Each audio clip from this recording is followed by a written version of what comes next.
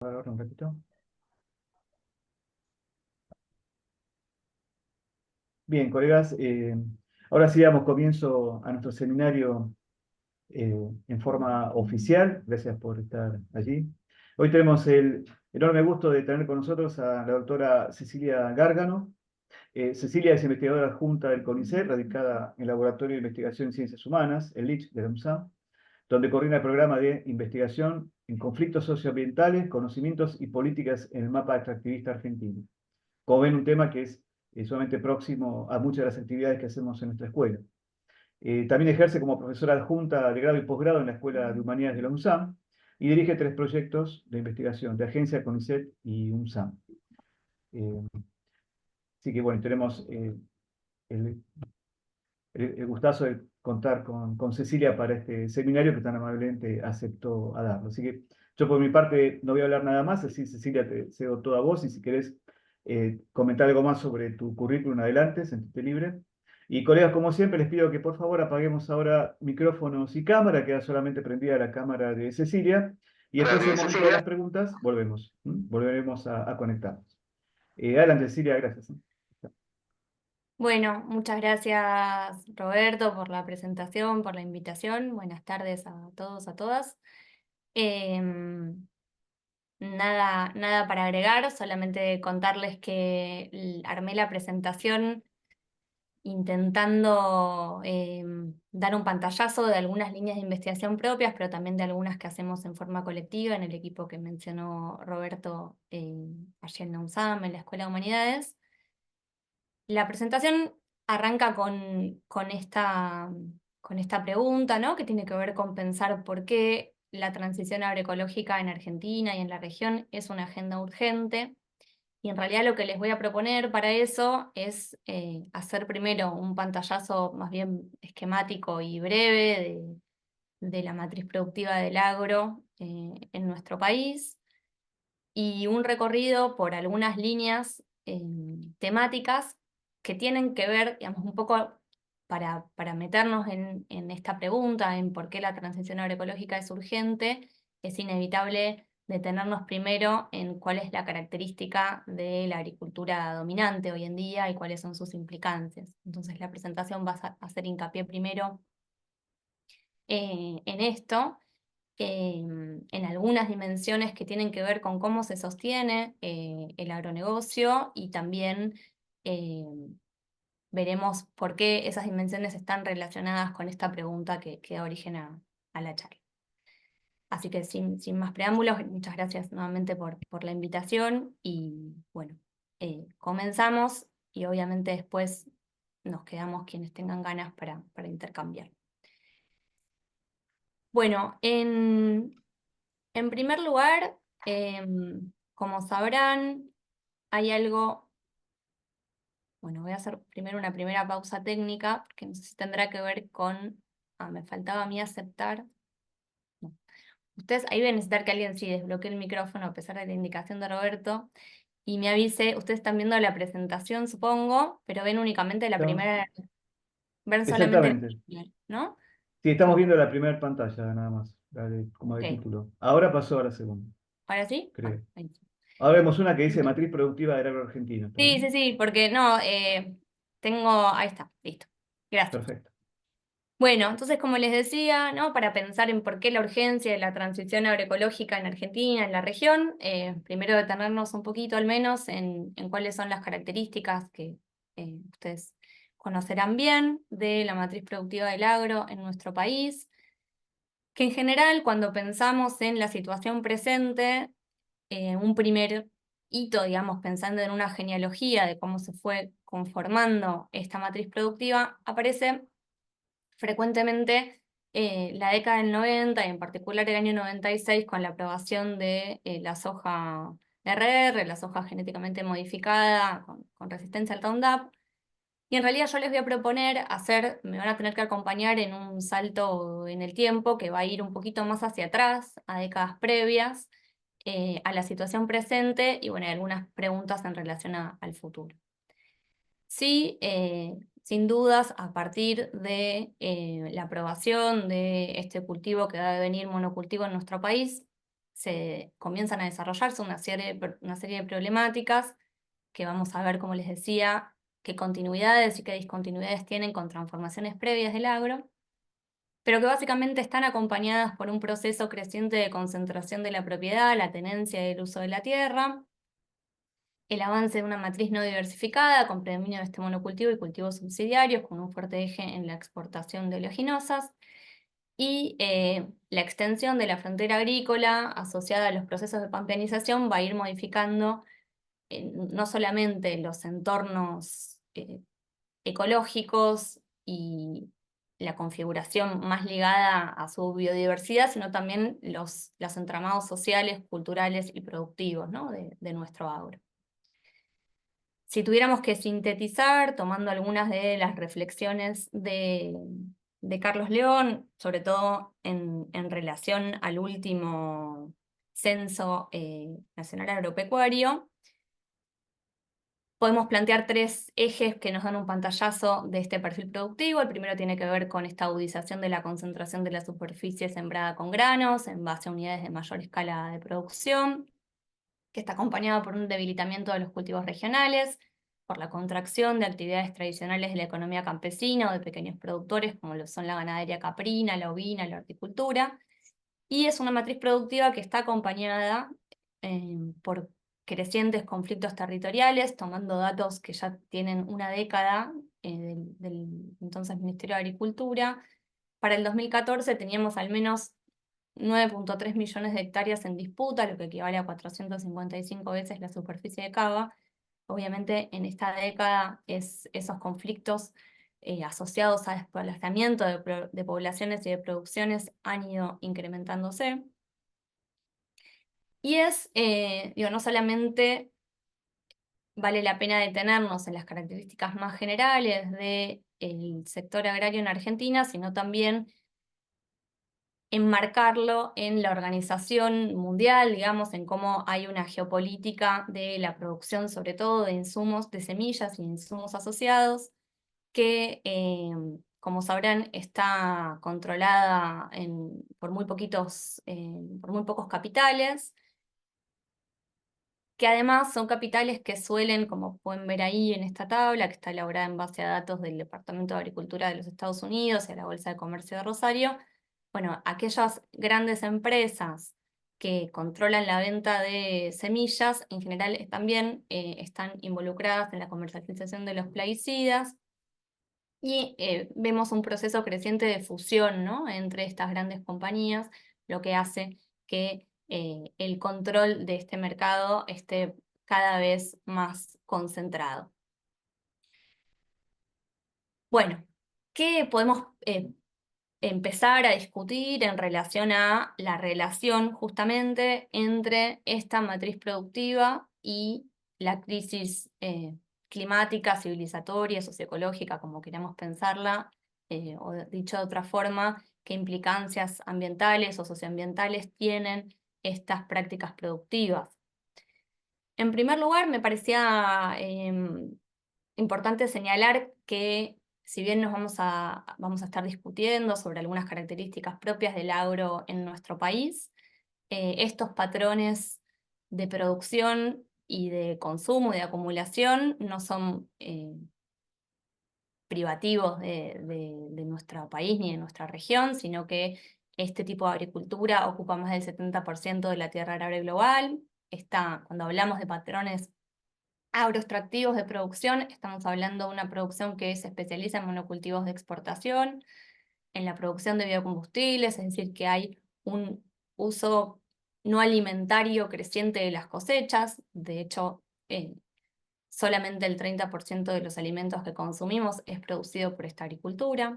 Es una agricultura que hace un uso intensivo de plaguicidas y fertilizantes químicos, un consumo intensivo de agua y petróleo, que también está asociado a la generación de gases de efecto invernadero, y en donde podemos pensar esta doble dimensión, ¿no? Que por un lado es contribuyente a la crisis climática, pero al mismo tiempo es cada vez más vulnerable a la variabilidad climática, precisamente por qué implican estos patrones de producción en relación a la reducción de la diversidad genética y a la homogenización ecológica que termina generando una agricultura más débil, ¿no? como decíamos anteriormente, en otras regiones también este avance continuo de la frontera agrícola está asociado al desplazamiento de otros cultivos, de otras producciones, de bosques nativos y de poblaciones. Si tenemos que pasar de este escenario más general a la situación de nuestro país en particular, hay muchísima bibliografía que seguramente conocerán, que ha estudiado distintas dimensiones ambientales, sanitarias y territoriales, en donde esta transformación de los patrones productivos han sido caracterizados como un experimento ecológico no planificado, se ha hecho hincapié en la incidencia de los desmontes, la degradación del suelo, en forma creciente la contaminación de fuentes de agua, y esto que es una constante, digamos, de la producción agroextractiva en general, que tiene que ver con cómo se relaciona este uso creciente de insumos químicos con la aparición de nuevas malezas resistentes. En Argentina encontramos más de 24 especies de las llamadas malezas distribuidas en los principales cultivos extensivos que han desarrollado resistencias a herbicidas. Luego tenemos la incidencia sanitaria, en particular asociada a la exposición crónica o aguda a estas sustancias, y aquí tenemos una gran cantidad o una creciente cantidad de estudios tanto a nivel nacional como internacional, pero no tenemos, como vamos a discutir más adelante en la presentación, datos oficiales, ¿no?, de estos impactos. En relación a sus implicancias territoriales, es una agricultura que está asociada también al desplazamiento de población, a una reconfiguración demográfica, esto que Yarraca y otros han dado en denominar una agricultura sin agricultores, que básicamente tiene que ver con un proceso creciente y sostenido de despoblamiento de, de las áreas rurales. En menos de 2 décadas tenemos un 25% menos de explotaciones agropecuarias. Si nos remontamos al periodo que va entre 1988 y 2018, la cifra asciende a más del 40%.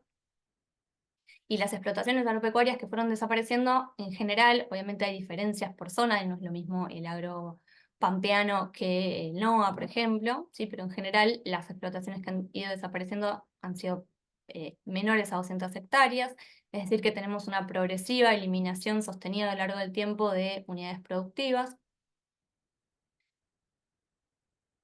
Quiero hacer un paréntesis muy chiquitito, porque en general o muchas veces sucede que cuando planteamos la discusión en torno a la necesidad de transformar la matriz productiva, haciendo foco en las incidencias sanitarias, ambientales, territoriales, uno de los argumentos que aparece en forma recurrente tiene que ver con la imposibilidad de modificar esta matriz productiva por que es de alguna forma el sector que más aporta en términos de ingreso de divisas extranjeras a nuestra economía, ¿no?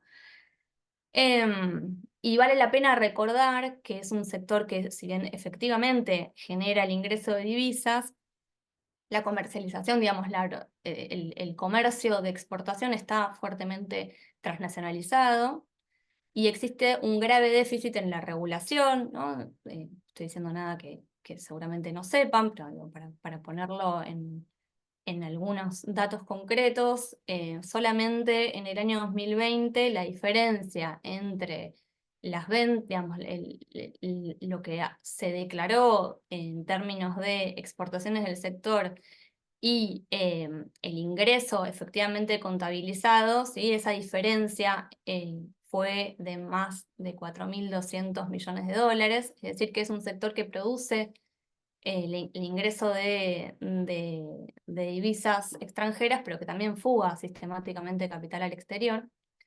Que esto está asociado también a una ausencia del control de las cantidades granarias que exportamos, y esto obviamente nos llevaría a discutir la problemática también de la hidrovía y lo que sucede en relación a nuestros puertos, y podríamos discutir a partir de ahí otras problemáticas, ¿no?, sociales y económicas, pero vale la pena tener si bien el foco de la presentación está más bien centrada en cuestiones socioambientales, vale la pena también tener en cuenta esto como parte del panorama.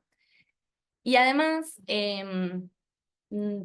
también vale la pena recordar que es una organización de la producción en la que en nuestro país, desde el año 74 en adelante, no hemos tenido proyectos sectoriales, digamos, de la política pública del sector que revisen la tenencia y la propiedad de la tierra y analicen el estado de tierras fiscales, ¿no? Digamos, obviamente, si planteamos la necesidad de una transición agroecológica, la discusión a dar, inevitable, que tiene que ver con el acceso a la tierra, y en ese sentido nuestro país lleva muchos años sin tener esta problemática en la agenda pública. Bueno, perdón, estoy mientras hablo con ustedes mirando el cronómetro porque soy de pasarme y no quiero... Em, Hecho este primer pantallazo más general, a mí lo que me interesaba compartir con ustedes hoy tenía que ver con pensar en tres dimensiones, que pueden ser pensadas como tres mecanismos o tres elementos que de alguna forma contribuyeron a la construcción de esta matriz productiva, pero que también nos dan algunas pistas para pensar en la transición agroecológica. Sobre cada uno de estos planos, para quien le interese, hay material publicado, digamos, yo voy a hacer como un pantallazo de cada uno de estos ejes sobre el que podríamos, obviamente, profundizar y discutir más detenidamente.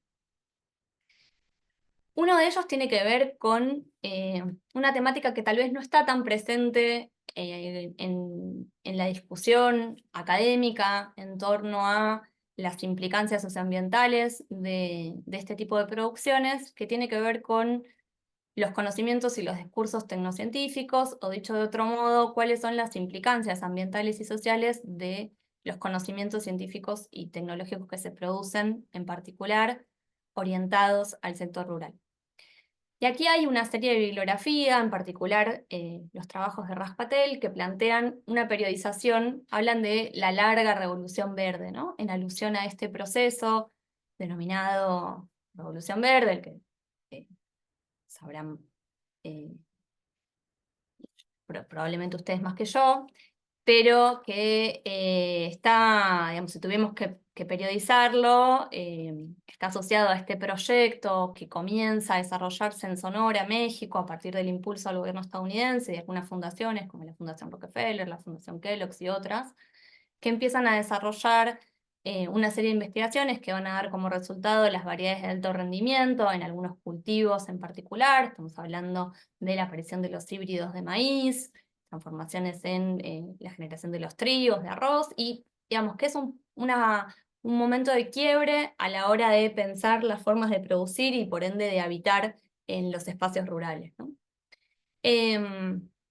No me voy a detener en todas sus implicancias, pero sí señalar que hay una gran parte de la bibliografía que, además de dar cuenta del efectivo incremento de los rendimientos en gran parte de estos cultivos, ha hecho hincapié en sus implicancias ambientales, en sus implicancias sociales, en particular en algo que comienza a pasar en forma creciente, que es la mercantilización de las semillas, o cómo pasa la semilla de ser un bien común natural, algo que agricultores y agricultoras podían guardarse y resembrar, a ser algo que tienen que pasar eh, a acudir al mercado para conseguirlo, en particular en relación, me estoy refiriendo sobre todo a lo que sucede con los híbridos en la segunda siembra, ¿no? Y en este proceso lejano en el tiempo, ¿no? Que estamos hablando de sus inicios en la década del 40, sus mayores décadas de consolidación en la década de los 60 y los 70, ya empieza a instalarse en algunas agendas de distintos actores sociales las problemáticas en torno a la incidencia socioambiental de estas prácticas productivas. Lo que tienen ahí es la portada de una publicación de una de las principales organizaciones de los trabajadores estadounidenses, es de febrero del 69, The Voice of the Farm Worker, que tiene el otro titulito del malcriado, porque hay digamos, una gran cantidad de estos trabajadores que son de origen mexicano. Y como pueden ver ahí, hay un avión aplicando, hay personas corriendo de abajo. Empieza a ponerse en agenda la cuestión asociada, digamos, la pregunta en torno a la transformación y la modernización del agro y su incidencia en la salud y también en el ambiente, como vamos a ver. Pero además empieza a pasar algo que en nuestra región, en nuestro país, lo vamos a ver recién bastantes décadas posteriores, que es la interpelación justamente a los ámbitos regulatorios y a los ámbitos de producción de conocimiento científico. Ahí tienen otra portada de la misma publicación y tienen 3 brujitas dibujadas. Una es la Universidad de California, otra es la FDA, otra es el Departamento de Agricultura, por acá está el TDT. Dice, le cito, como un grupo de brujas observando orgullosamente sus pociones venenosas, burbujeando y cocinándose, estos burócratas y científicos siguen asegurándole al público americano que el nuevo veneno mejorado es justo lo que la humanidad y la naturaleza necesitan para eliminar las plagas. De lo que no parecen estar preocupados es que los pesticidas que ellos han inventado y aprobado están planteando un peligro real, no solamente para las plagas, sino para toda la vida, incluyendo a la humanidad y al ambiente. Y de alguna forma se empieza a, digamos, desde distintos sectores, tanto desde estos colectivos de trabajadores como de parte de la academia, el famosísimo libro de la bióloga Rachel Carson, ¿no? Que empieza a discutir en particular el uso intensivo del DDT, pero pone en agenda una serie de preocupaciones que, como les decía, una parte de la bibliografía que considera que la Revolución Verde no termina en este proceso, sino que tiene continuidad en algunas de sus prácticas y de sus discursos en cómo se organiza la agricultura en nuestro presente.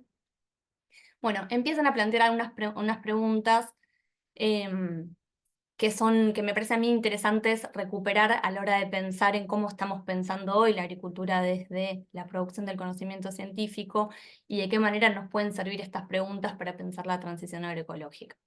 En particular, qué categorías se usaron, qué categorías científicas y qué criterios científicos se usaron para determinar qué fue considerado y qué consideramos un desecho a una maleza y un buen rendimiento agrícola. Y acá parte de los procesos que están por detrás tienen que ver con una homogenización creciente de la naturaleza o una producción en serie de naturaleza, en paralelo también con esa producción fordista que se está expandiendo en otros sectores, y una fragmentación de los problemas en donde se analiza, digamos, de forma más bien reduccionista cómo aumentar el rendimiento en particular de determinado cultivo, pero no su relación, ¿no? Tanto con otras, digamos, con un sistema ecológico más amplio como con distintos sujetos sociales agrarios que van a recibir un mismo paquete tecnológico en regiones muy diversas. Y de alguna forma este proceso, obviamente, si bien tiene un alcance internacional, va a ser muy diverso en las diferentes regiones, en relación también a las propias agendas y problemas.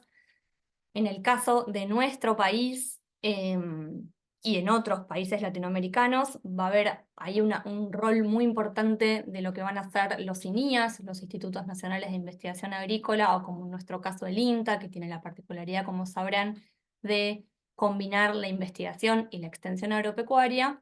Y si bien va a ser uno de los canales de difusión de la Revolución Verde y de toda una concepción, digamos, bastante verticalista y bastante ligada a los teóricos, de lo que se denominó los teóricos de la modernización agrícola, que van a ver en general al campo como el lugar del atraso, como eso que hay que tecnificar y modernizar de la mano de estos conocimientos científicos, pero esas orientaciones más transversales se van a ir topando también con nuestra propia historia social y política y económica y con los momentos, ¿no? Que atravesemos. En particular en los años 70, no solamente estamos frente a un agro que se moderniza, que se tecnifica y que empieza a producirse este avance que va a ser interrumpido en la frontera agrícola, sino que también tenemos distintos procesos, en particular en el INTA, de discusión en torno a la orientación de las agendas científicas, ¿no? Tanto en discutir esta orientación más verticalista de la que hablaba, en incorporar algunas herramientas propias de la educación popular en las tareas de extensión, en discutir, tal vez no como sí en los otros dibujitos que les mostraba de las fuentes, las implicancias ambientales, pero sí aparece fuerte la pregunta de, por ejemplo, si tiene que haber una industria nacional de semillas, para quién y para qué tiene que trabajar un organismo del Estado que mira al sector rural, qué problemas tiene que atender. Y estos debates obviamente son cortados por la emergencia de la dictadura tanto mediante mecanismos represivos en el INTA y en otros ámbitos de investigación, como por un creciente proceso de desregulación del sector rural, ¿no? Es el momento en donde el agro argentino se convierte en uno de los más desregulados del mundo, donde todo ese aparato estatal de control de la producción granaria y de otras producciones se empieza a desmantelar y se va a terminar de desmantelar en los 90.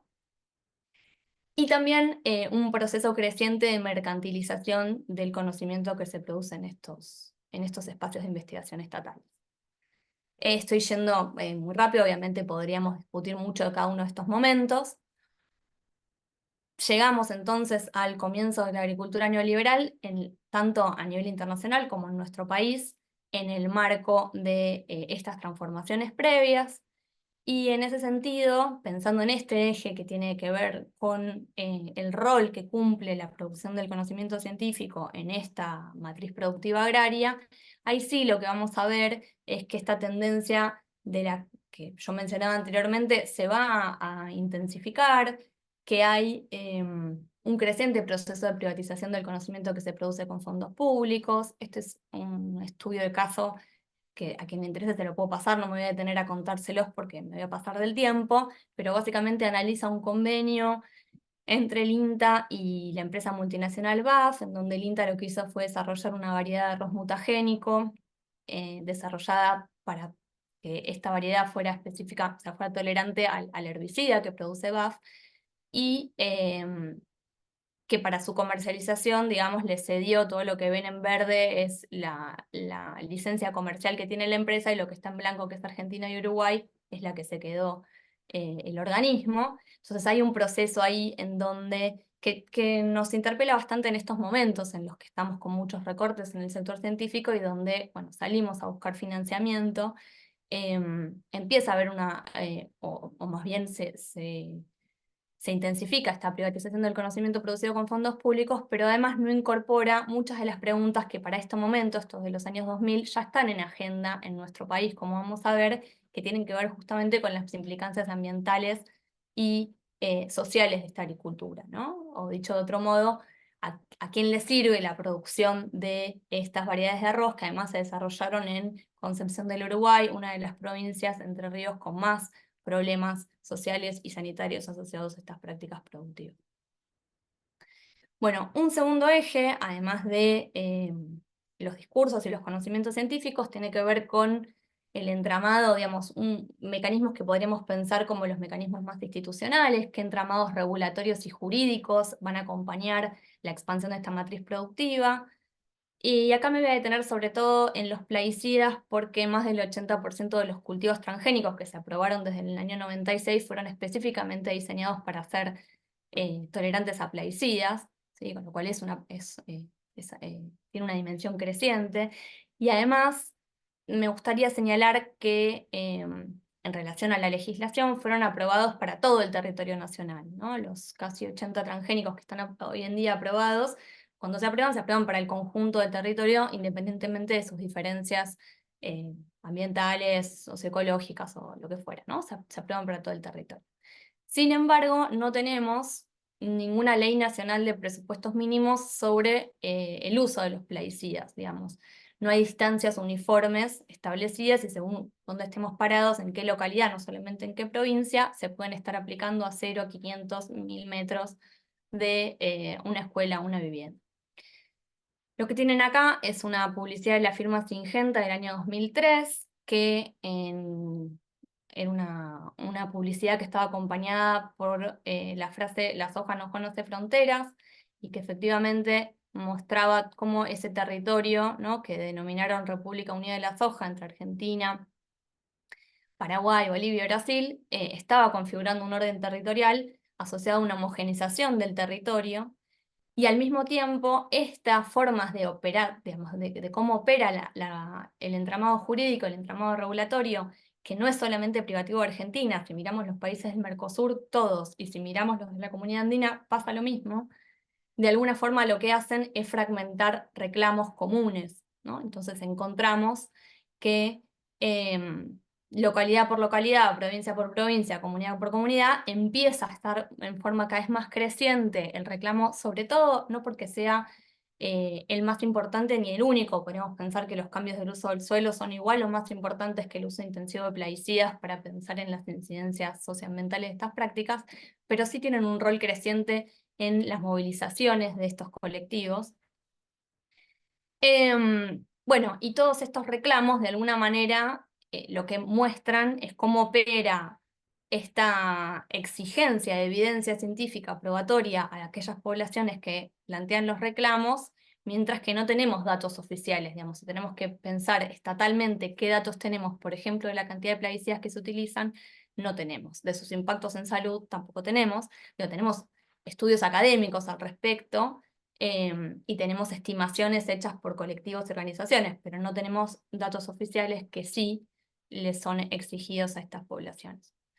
Ver cómo vengo de tiempo, porque les quería contar un caso en particular, pero ya voy media hora, así que lo voy a hacer un poquito más rápido porque quiero poder contarles de el lado B de esta matriz productiva que tiene que ver con las experiencias agroecológicas.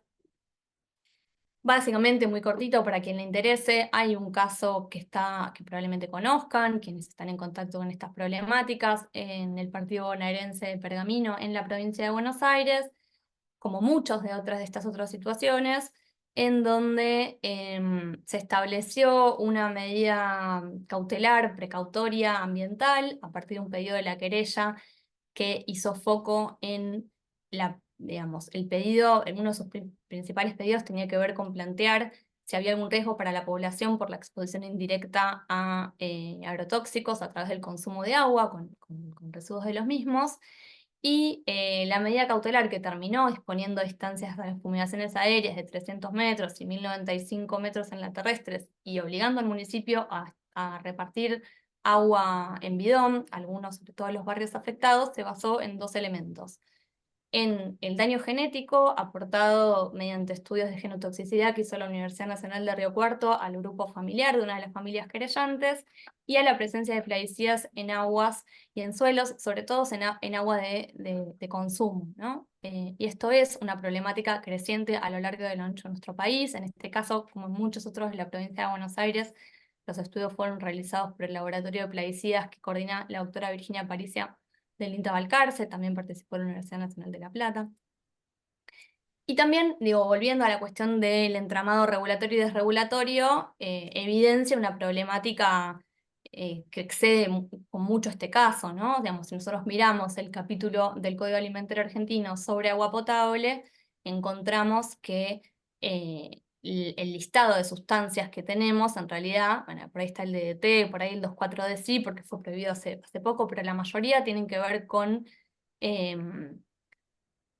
digamos, no están actualizados, no encontramos ahí a las sustancias que están en uso en forma masiva en el agro, no está la atracina, no está el glifosato, etcétera, etcétera, ¿no? Entonces, bueno, un poco también la necesidad de pensar cómo estas lagunas regulatorias de alguna forma han sostenido esta matriz productiva. Y cómo en estos casos, podríamos hablar de muchos otros, se comparte la ausencia de información oficial, la inversión de la carga de la prueba, esto de que sean las propias comunidades las que tienen que demostrar científicamente el daño en salud o en ambiente, la violación del principio precautorio y esta fragmentación de tanto de experiencias de vida como de reclamos que son en realidad muy similares si las analizamos en profundidad cada una de ellas, ¿no? Un tercer y último mecanismo, antes de pasar a la discusión eh, efectivamente por la salida o por la posible salida, tiene que ver con los mecanismos materiales o con las infraestructuras que acompañan esta organización de la producción, que podemos pensarlas tanto a nivel local. Lo que ven ahí en la foto son canales que dragan desde campos privados hacia la laguna de Lobos, o podemos pensarlos en términos más regionales, la propia hidrovía o el proyecto de IRSA.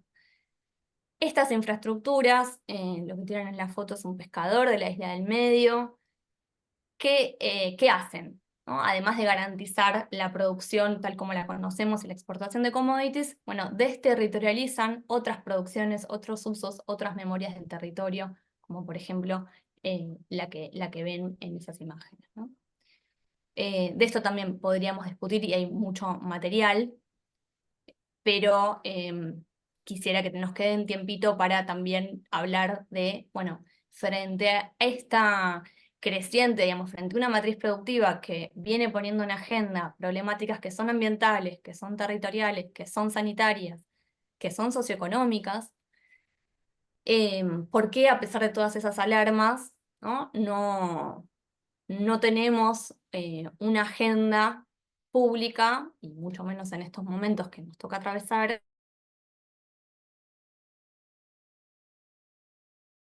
y de consumo? Y en ese sentido pensar que estos mecanismos, sobre los que podríamos profundizar en cada uno de ellos y sumar otros, ¿no?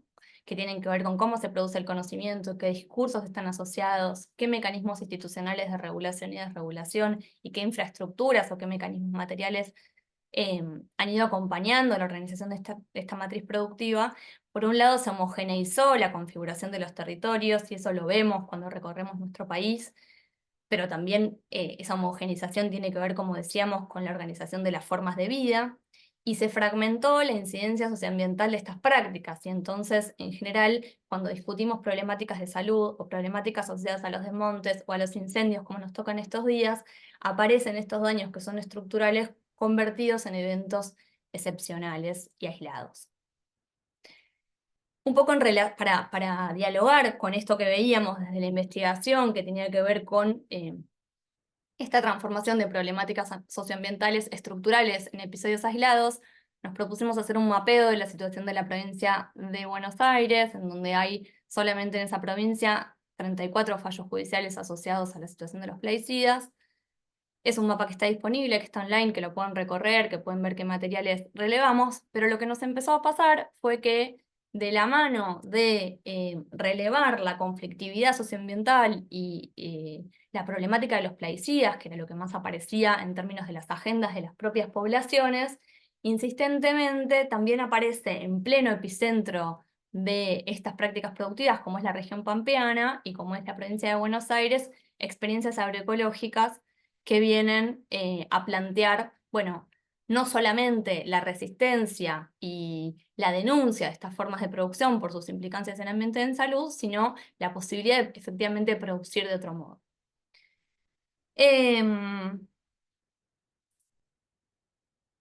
Tengo muy mal de tiempo. Entonces, bueno, en La Matanza, por ejemplo, que es uno de los puntitos que pueden ver en el mapa, que tiene que ver con cómo se estableció una asamblea de vecinos que empezó, La Matanza estamos hablando, ¿no? El pleno conurbano bonaerense, así como empezamos a encontrar estos reclamos y estas organizaciones de poblaciones en donde la frontera entre lo urbano y lo rural está cada vez más difusa. También encontramos experiencias agroecológicas.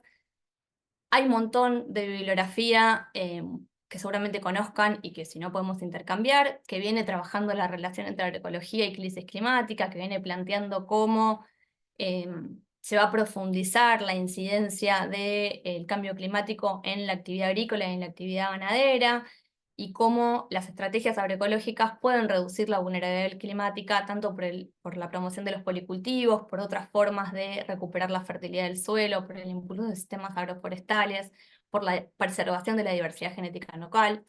Yo me quiero detener no tanto en los aspectos agronómicos ni en los estudios de rendimientos que los tenemos en nuestro país, no solamente aquellas personas que han estado estudiando en forma sistemática la agroecología como práctica productiva, como pueden ser Santiago Sarandón, Mariano Marafas y muchas otras personas, son también quienes han impulsado las principales cátedras de enseñanza, ¿no? Entonces, tenemos mucha información y muy rica en nuestro propio territorio, además de que hay una bibliografía internacional muy grande, pero yo me quiero detener en algo que tiene que ver con los imaginarios y las concepciones, o dicho de otra forma, qué es la agroecología para algunas de las personas que pudimos entrevistar en estas experiencias agroecológicas y qué nos dicen esas visiones. Lo que tienen ahí es una cooperativa de producción agroecológica que tal vez conocen, y si no, pueden ir a conocerla, está en Guernica, en plena provincia de Buenos Aires, una zona que también tal vez la tengan presente en las noticias de los últimos años por los conflictos por el desalojo y el acceso a la tierra. Como decía, es una agenda pendiente de resolución. Y en este caso, como les decía, en los mismos lugares en los que encontramos los conflictos, como en este caso en Pergamino, también encontramos experiencias de producción agroecológica, en este caso Turba, que es una cooperativa de harinas agroecológicas. Una de sus integrantes, Florencia, cuando le preguntábamos qué era la agroecología para ella, nos decía, no tiene que ver nada más con la manera de producir, si agregar o no un químico, sino con cuidar a las personas, cuidar el ambiente, con no destruir lo que tenemos, que es lo que está pasando. Seguía, ya no hay gente en el campo, están todos alquilados, ni los dueños, y eso produce un desinterés sobre qué le pasa a la tierra. Antes era lo que le quedaba a los hijos, ahora si no chupa más agua o está malnutrida, da hasta donde da, se cambió toda una visión de lo que era. De alguna manera, en los propios discursos de quienes están impulsando estas prácticas en zonas rurales, en zonas urbanas y periurbanas, la agroecología aparece como una filosofía que excede las especificaciones agronómicas, ¿no? Un poco retomando las propias definiciones de la bibliografía, que la plantean tanto como un enfoque científico, como un movimiento y como una serie de técnicas, y que también vemos en esos relatos que tiene una dimensión claramente política, en tanto pone en discusión cómo queremos habitar, cómo queremos vivir. Otros productores también de Pergamino, en este caso de otro colectivo que es Biocolectiva, y ya con esto me voy yendo a las conclusiones porque veo que estoy pasada de tiempo, y lo seguimos si quieren en todo caso discutiendo los materiales que van a quedar afuera en los intercambios. Nos decía, la agroecología es un modo de vida, una elección de vida, es un modo diferente de relacionarnos con la producción y la distribución de alimentos. Cuando pensamos en lo agroecológico, pensamos en una concepción del mundo que implica un respeto al ambiente y las personas. No pensamos en un posicionamiento romántico, sino en una elección consciente de qué otra forma de producir, de vivir, es posible. Y en este sentido, la que está en la imagen es Alicia, de la Dorita, de Basa Bilbaso, de otra experiencia agroecológica. Aparecen en forma creciente no solamente el uso o no uso de plaguicidas, no solamente el cuidado de la tierra, sino también la situación de las personas que la trabajan, el circuito de distribución y comercialización de alimentos, la huella climática derivada del transporte, ¿no? Que de alguna forma también entran en la ecuación agroecológica. En esta línea, por ejemplo, si tomamos el informe del año 2022 de la red Calizas, de la red de cátedras de soberanía alimentaria, hay ahí un hincapié en esta misma línea, ¿no? En relación a cómo se encarece el precio de los alimentos cuando la cadena es cada vez más grande, y en la posibilidad de la agroecología de aportar en este sentido, o como señala Sarandoni Flores, aún si lo miramos desde un punto de vista que tiene que ver con la rentabilidad, cómo la producción agroecológica ha demostrado altos rendimientos junto a una reducción de los costos que están asociados a que ese paquete tecnológico de la agricultura tradicional no solamente tiene daños en salud y en ambiente, sino que es muy caro y muy difícil de acceder para muchos productores y productoras. Entonces, yendo un poco hacia las conclusiones, simplemente plantear para la discusión que esta matriz productiva del aro argentino, tal como la conocemos, la dominante, aquella que en muchas discusiones se expone como un destino inexorable para la orientación de la economía argentina, es un importante contribuyente a la crisis socioambiental, a la vulnerabilidad climática, porque esta dependencia creciente de insumos químicos y la homogenización de la producción agrícola ha generado una agricultura débil, tanto en su base ecológica y genética como en su configuración social, y que la agroecología está ofreciendo herramientas para construir tanto resiliencia climática como para reconfigurar los modos de habitar y de concebir los territorios. Frente a esos procesos crecientes de homogeneización, la agroecología impulsa la diversidad en planos diferentes, tanto en la diversidad genética de los cultivos, en la diversidad productiva y por ende alimentaria, ¿no? Comenzamos planteando que hay un creciente, digamos que en general las cosechas se están reduciendo, su orientación a la producción de alimentos, mientras que la agroecología se ocupa justamente de todo lo contrario, que promueven también una ecología de saberes, una diversidad de sujetos sociales, y que frente a estos procesos de fragmentación de los que hablábamos, promueven la recreación de tejidos comunitarios y el cuidado de los comunes. La pregunta, obviamente, es, bueno, ¿cuáles son las limitaciones para estas formas de producción? ¿Qué posibilidades tenemos, sobre todo en la situación en la que nos encontramos en estos momentos en nuestro país, de que estas experiencias no sean casos aislados, sino de que se expandan? Y ahí, obviamente, la limitación estructural, como decía anteriormente, tiene que ver con volver a poner en agenda una discusión ausente que tiene que ver con el acceso a la tierra y con poner en discusión no solamente cómo producir, sino para qué, digamos, si queremos con una producción agroecológica seguir sosteniendo los mismos circuitos de producción y seguir produciendo lo mismo, probablemente esa transición agroecológica no sea posible. Por otro lado, si nos planteamos la necesidad de recuperar la diversidad del agro, bueno, estas estrategias comunitarias están de alguna forma planteando una salida en términos de poner en cuestión los circuitos de producción, las escalas de intervención, y nos dejan la pregunta de la que probablemente ni yo ni ustedes tengan la respuesta, ¿no? En torno a si es posible, frente a un campo homogéneo y vaciado, poder volver a tener un campo en nuestro país habitado de diversidad, y que seguramente esa respuesta estará también de la mano de en qué medida estas estrategias comunitarias pueden estar reforzadas y en qué medida puedan existir políticas públicas que sostengan a la agroecología en nuestro país. Gracias. Muchas gracias, Cecilia.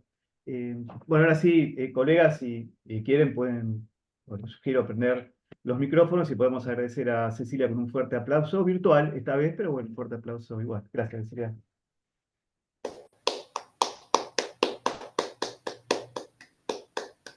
Gracias. Y ahora sí, el seminario está abierto a preguntas. No sé si hay alguna consulta, comentario que alguien quiera hacer. Si levanta la mano, por favor, con el Zoom, yo los habilito. Marta, adelante, por favor. Sí, ¿qué tal? Mira, Cecilia, me interesó muchísimo la charla. Obviamente es un tema candente y aparte desde el punto de vista de las humanidades, ¿no? Más todavía que nosotros somos, la mayoría somos científicos más duros y vemos toda esta problemática respecto de cómo, bueno, no quiero hablar mucho porque me imagino que habrá otras preguntas, pero digamos, ver esto desde otro punto de vista abre mucho la cabeza.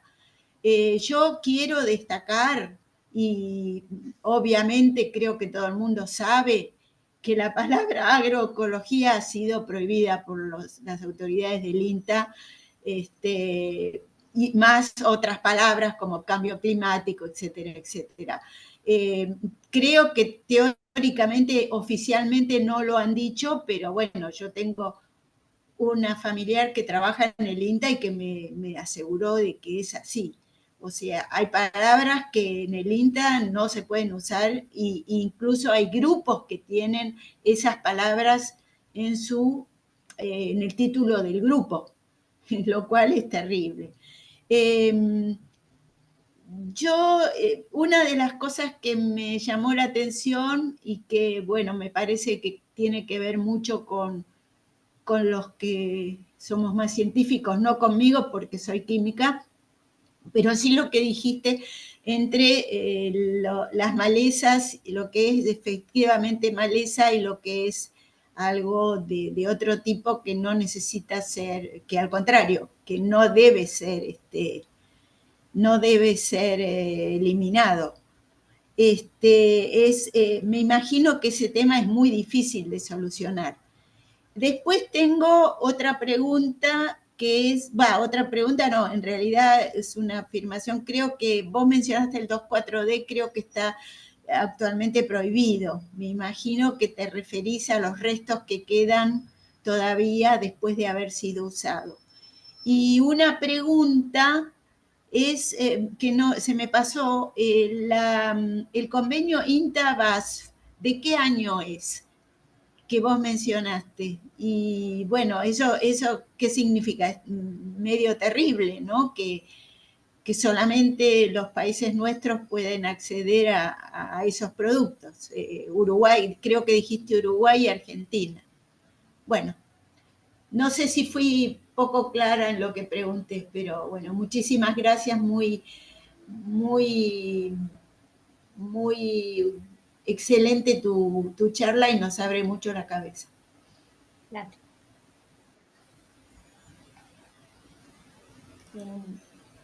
Muchas gracias, Marta. No sé cómo suelen hacer, si quieren que vaya Sí, usualmente respondiendo. respondemos a medida que se hacen las preguntas. Dale. Bueno, muchísimas gracias por el comentario, por la pregunta. Para mí también, un poco lo que hablábamos con Roberto antes de este conversatorio, es eh, que tal vez miramos los mismos problemas desde otros ángulos, ¿no? A veces. Y que yo creo que es un diálogo necesario y enriquecedor en el doble sentido. Eh, Digo, para nosotros también a veces nos abre la cabeza encontrar ciertos problemas como los están trabajando, o en mi caso, que yo soy historiadora de formación, para trabajar estos temas tuve que aprender, no sé, qué era un híbrido, una autógama, una lógama, un vocabulario y un contenido que no era con el que me había formado. Y en relación a lo que preguntabas, empiezo de atrás para el final, el convenio entre INTA y BAF es, mira, es un artículo que escribí yo, pero no me estoy acordando del año preciso, es de los 2000. Ahora si quieren por el chat paso el link al paper donde está, como ese caso más estudiado. Sí, son esos países, Argentina y Uruguay. Después, en relación a esto que consultabas o que aclarabas del 2,4-D, sí, efectivamente me refería a lo que quede después de esa prohibición, pero bueno, no deja de ser significativo que en ese listado no están las otras sustancias que se utilizan, ¿no? Y después hay otra discusión ahí que también tiene que ver con eh, digamos, con la inserción de Argentina en el mundo, en donde muchos de los productos que acá están prohibidos perdón, que en Europa, por ejemplo, están prohibidos, aquí no lo están, pero están producidos allá. Bueno, obviamente hay ¿no? Cuestiones para discutir también por qué la continuación de estas prácticas y qué implica en términos de una agenda del sur. Y sobre lo que decías del INTA, sí, claro, efectivamente, ese proyecto que yo cité, Sprint, y el trabajo que hace eh, la doctora Virginia Aparicio en muchos de estos conflictos ambientales, el INTA tomó la decisión de retirarse y instó a Virginia que no pudiera comunicar oficialmente esos resultados, ¿no? Lo cual obviamente nos habla de algo que excede al INTA, la máxima autoridad de nuestro Poder Ejecutivo plantea el cambio climático no existe, que hay un negacionismo en varios planos en la Argentina muy preocupante, pero sí, coincido con la necesidad de mencionarlo y de que es una situación preocupante. Gracias, Marta, no sé si respondí todo lo que me habían preguntado. Sí, gracias, gracias a vos.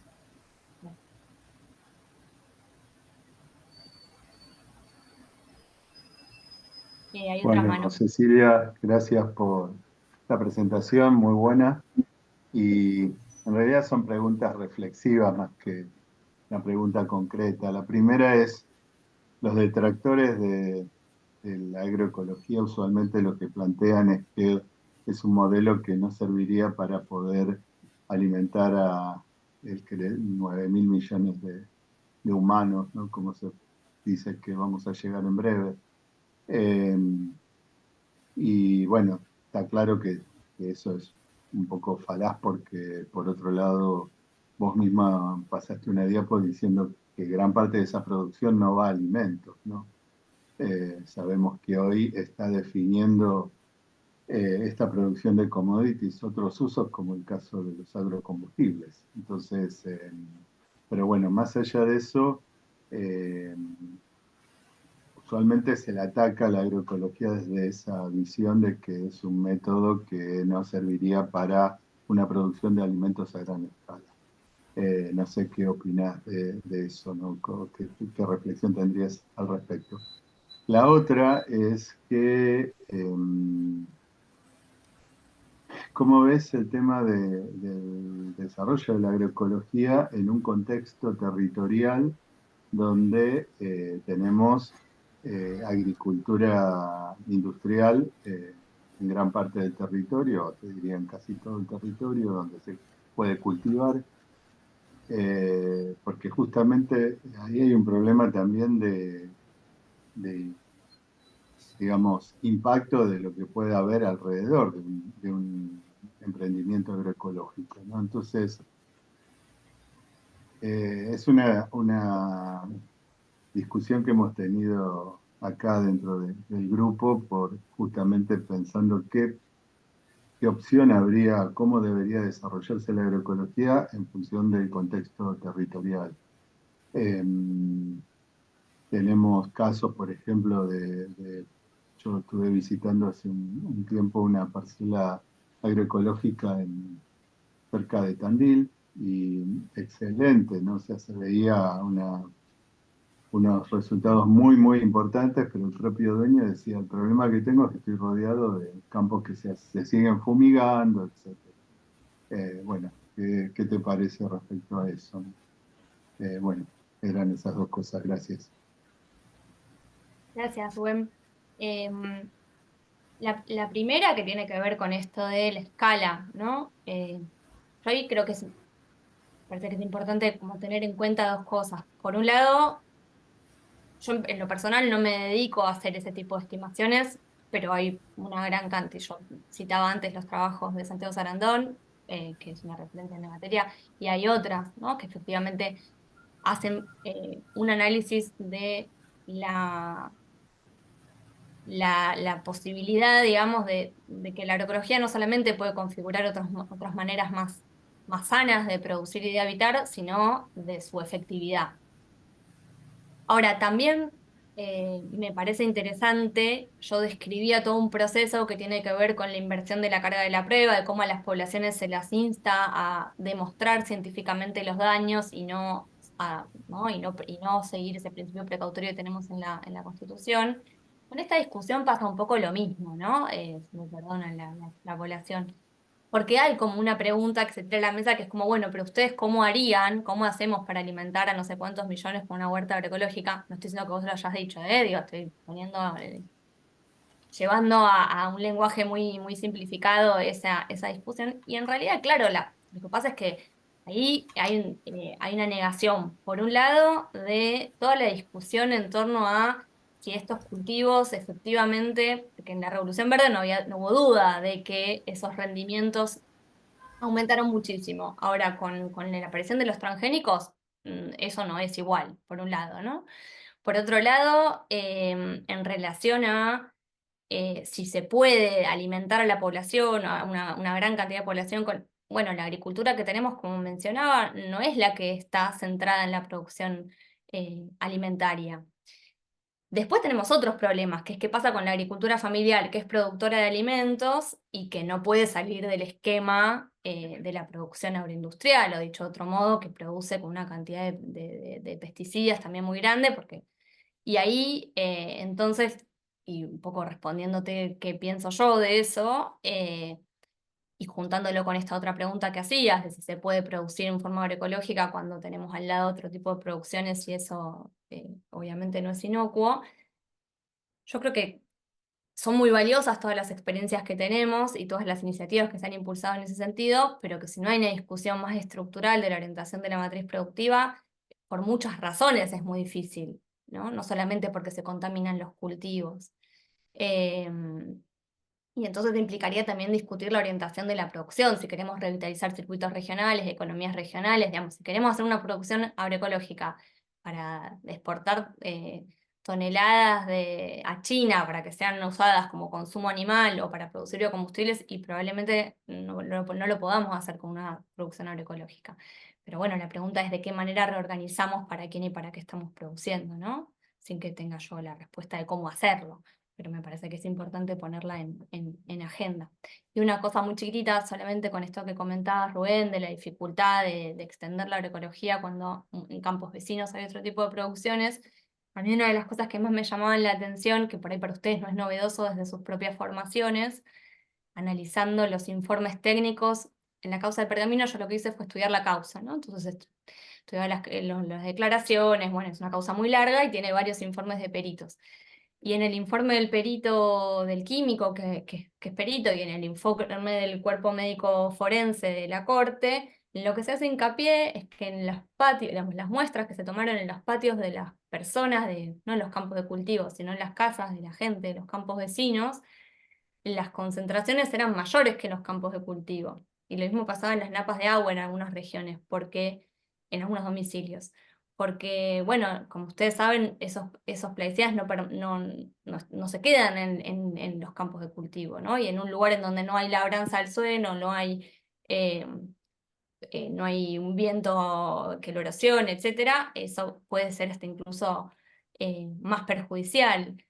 Entonces, bueno, nada, era una causa como con mucha gravedad en plena provincia de Buenos Aires y que en realidad nos hablaba de una situación más estructural. Un poco lo mismo pasa con la agroecología, ¿no?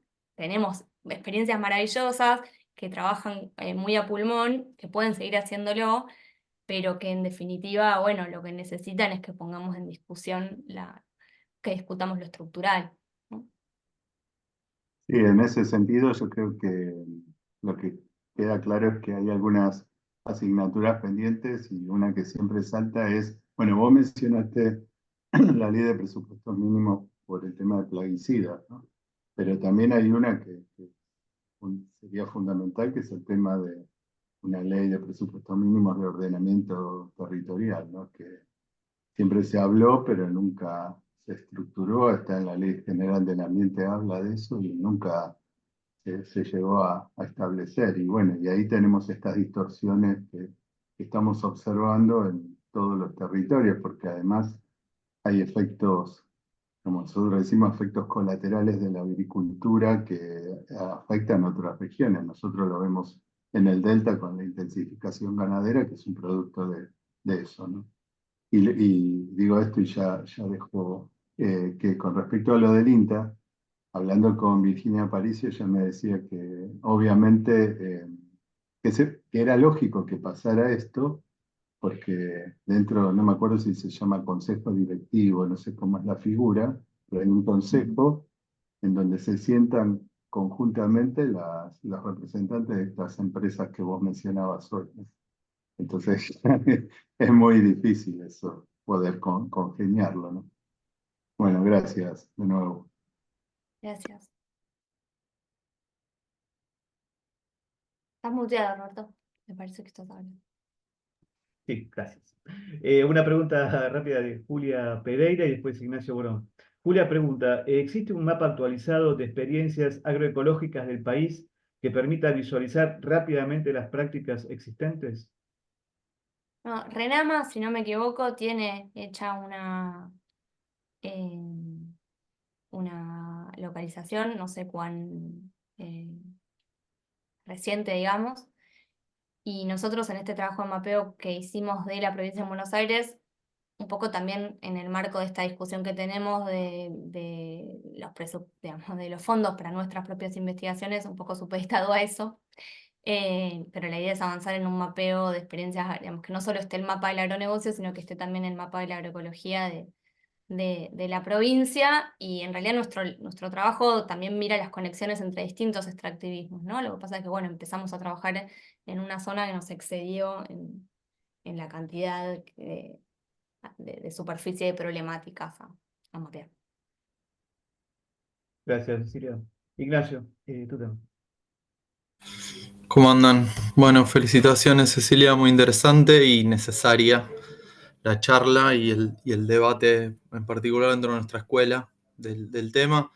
Me pareció como muy interesante que el foco también puesto en la generación de conocimiento de tu presentación. Creo que invita, digamos, a pensar cuál es nuestro rol en toda esta problemática, en este conflicto. Y en particular me pasaba algo escuchándote también en la charla, es como que es una sensación, no sé vos qué pensarás, gastamos mucha energía y recursos en caracterizar el agronegocio,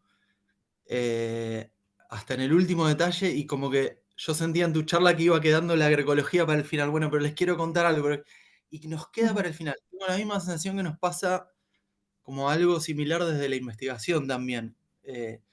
Y es bastante agotador y frustrante por momentos. Pareciera que siempre hay alguito más que demostrar, y nos queda muy poco espacio a veces para justamente laburar desde este rol que tenemos en la generación de conocimiento con los productores de la agroecología. Que, bueno, no sé, lo tiro ahí como tener tu opinión y, bueno, en general como reflexión de, bueno, qué dificultades tenemos a la hora de intentar trabajar con productores de la agroecología, por ejemplo. Tratando de ir por una vía de la positiva, ¿no? Sí, coincido totalmente. También creo que ahí pasan, no sé cómo lo vivirán ustedes, digo, a mí por lo menos me pasan eh, distintas cosas. Una, por un lado, tiene que ver con cuando uno plantea por qué la agroecología como agenda urgente, ¿no? Inevitablemente, bueno, y no nos detuvimos a hablar de lo que está pasando en Córdoba, por ejemplo, ¿no? Pero digo, inevitablemente hay algo de, como decís vos, que por ahí no tendríamos que seguir discutiendo en términos de que, bueno, hay evidencia suficiente para plantear determinadas cuestiones de incidencia de estas matrices productivas en la salud, en el ambiente, pero sin embargo, si bien nosotras podemos tenerlo claro, puede haber cierto acuerdo, tal vez o tal vez no, entre quienes estemos acá compartiendo esta instancia, en algunos ámbitos académicos, en la mayoría o en todos los colectivos de poblaciones afectadas, los argumentos, un poco mi trabajo con los discursos científicos a lo largo del tiempo tiene que ver con eso, ¿no? ¿Cómo puede, digamos, cuál es el mecanismo que permite que una formulación sea presentada como nueva o como novedosa cuando tiene una historia tan larga y tantas implicancias por detrás? Porque estamos hablando de la agronegocia y la agroecología, pero podríamos estar hablando de otras matrices productivas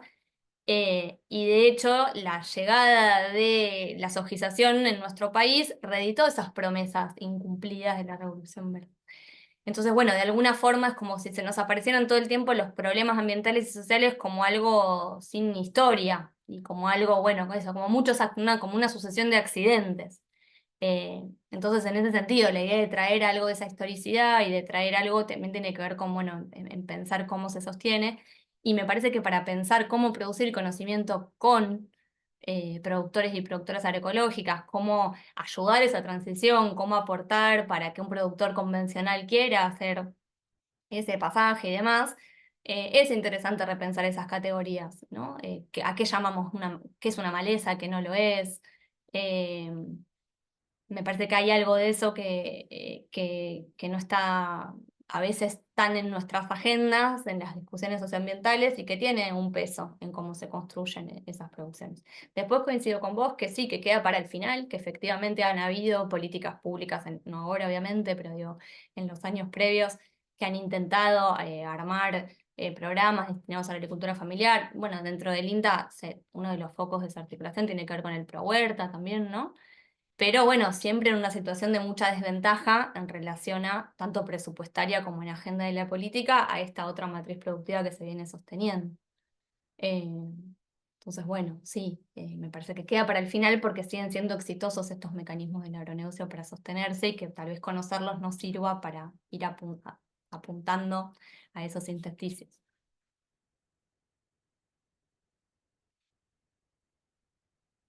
Gracias.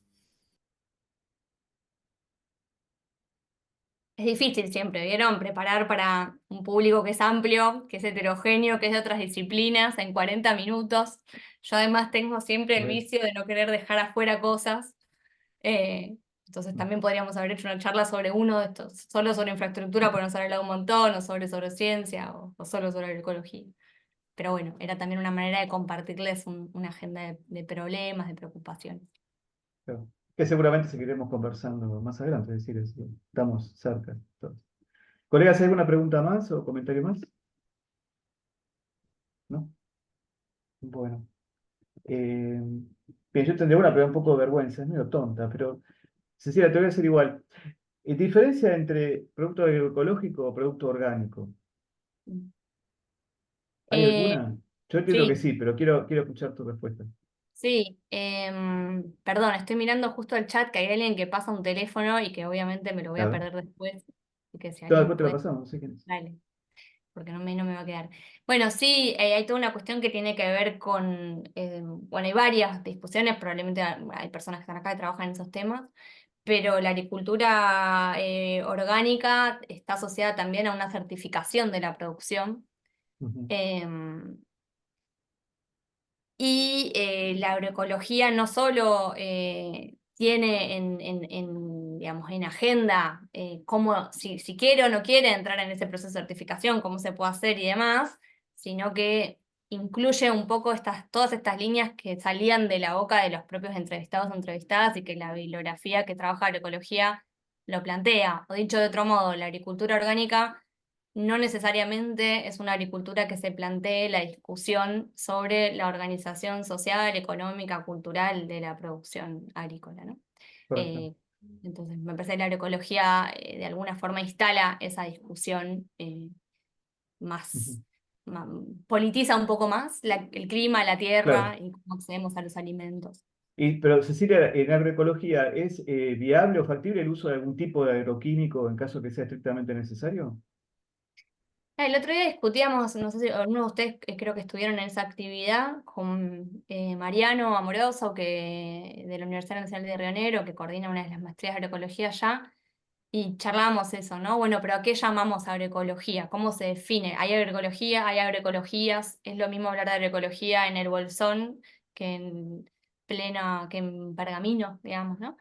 Y él me decía, bueno, es un criterio muy estricto, yo debería decir que no es agroecológico la producción de un vecino que de golpe usó para tal puntual problema de su cultivo, tal o cual cantidad de plaguicidas. Yo creo que es una discusión que no está saldada, que la agroecología se plantea producir, recuperar otros saberes y otras formas de producir para no utilizar insumos químicos, pero que me parece que hay un error en poner el foco ahí, ¿no? Que la discusión es Claro. mucho más amplia y que si justamente no tenemos todo este acompañamiento general y no tenemos una orientación más amplia y una política pública, bueno, de golpe si un productor en un cultivo tuvo determinado problema, bueno, me van a matar algunos por lo que estoy diciendo. Pero yo creo que es más válido que esté la discusión en torno a qué se produce, cómo le llega, cómo hacemos para que esa producción, como decían los chicos de la Copa, yo quiero que mis vecinos de Guernica puedan comprar estos alimentos, no que sea algo carísimo, que esté en una góndola de la ciudad donde no puedan acceder, Claro. ¿no? No sé si te respondí, Roberto. Sí, sí, creo que sí, sí, sí, está bien, perfecto. Sí, pero también hay una cuestión de seguridad alimentaria también, ¿no? En algunos casos, es decir, uno piensa en el plaguicida, que yo pensás en glifosato, pero hay otras ramas de agroquímicos que son útiles para evitar algunas enfermedades o plagas en la producción que pueden llevar a daños graves, ¿no? En el ser humano, o la persona, o animales que lo coman. Entonces, por eso te decía, en algunos casos eh, que entendía que la agroecología, bueno, hacía uso de ese recurso cuando era estrictamente necesario, ¿no? Obviamente. Si se puede evitar, mejor, pero eh, Sí, yo creo que vas a encontrar, digamos, producciones agroecológicas que no utilizan en absoluto plaguicidas y que tal vez no sostienen lo esa necesitan, actividad, claro. y otras eh, que están enmarcadas en determinadas dificultades, necesidades, usos más puntuales, reemplazos, búsquedas de, ¿no? Otro tipo Ujú, de productos.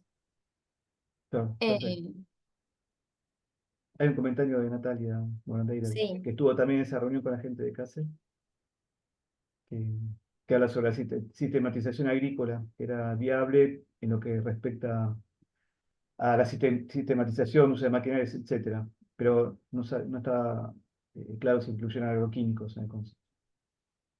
Perfecto. sí, bueno, de hecho parte de Bueno, la discusión que teníamos con los colegas de Alemania era esa, ¿no? Que en general, y Kassel en particular, pero otras son un centro de producción orgánica. Bueno, ¿qué diferencia tiene eso con la agroecología y con cómo surge claro. la agroecología desde nuestros territorios? Que también está asociada a la discusión por la soberanía alimentaria, que es algo de lo que no hemos charlado, pero que es una de las agendas, ¿no?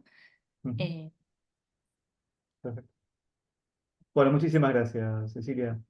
bueno, gracias a Entonces, colegas, ustedes. bueno, no, gracias a vos, por favor. Creo que damos por concluido hoy ya nuestro seminario, que es súper interesante, y seguiremos charlando con Cecilia seguramente, que la tenemos muy cerquita de la escuela nuestra, con mayor asiduidad, ¿no? Una cosa que tenemos que incrementar son los lazos, ¿no? Entre las distintas escuelas en estos temas. Así que bueno, muchísimas gracias, Cecilia, nuevamente. Muchas gracias a todos por estar allí y los invito para el próximo seminario, que no lo tenemos todavía súper definido, pero fue un error mío, pero que será dado, si puede, por el doctor Omar Basílico, pero y será el día 7 de octubre, no el martes, va a ser un lunes, porque el martes tenemos una actividad de la escuela que nos va a llevar mucho tiempo seguramente a todos, y vamos a tener que prestar mucha atención, pero por eso lo pasamos para el 7, que es un lunes. Pero de todos modos, tengo que confirmarlo nuevamente con el doctor Basílico y los voy a tener al tanto del tema. También vamos a informar lo antes posible.